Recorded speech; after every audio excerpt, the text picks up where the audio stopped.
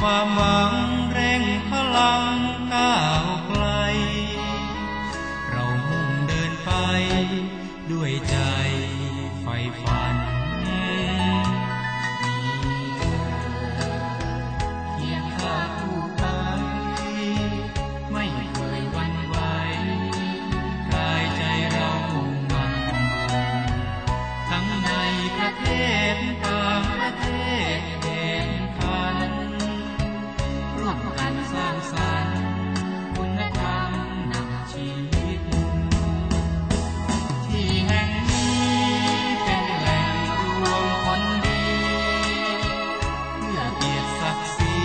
มีพี่น้องเพื่อนคู่คิดมาร่วมกันสร้างงานภารกิจเพื่อชีวิตมีคุณภาพสมดัง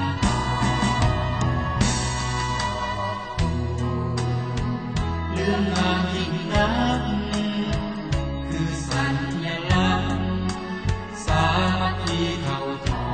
งวิทยาลัยบัณฑิตเอเชียศาสตร์สองเป็นแม่พิมพ์ทองปกป้องครองใจ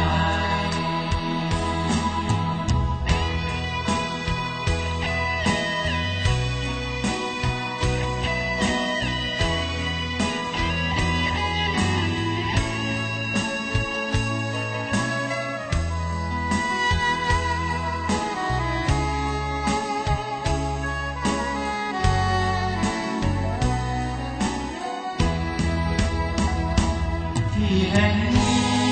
เป็นแหล่งรวมคนดี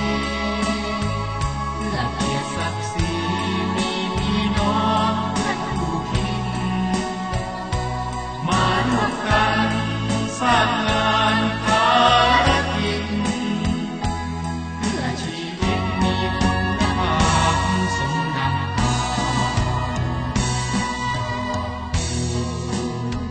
เรื่องงานยิ่งนักคือสัญลักษณ์สามัคคีเท่าทองวิทยาลัย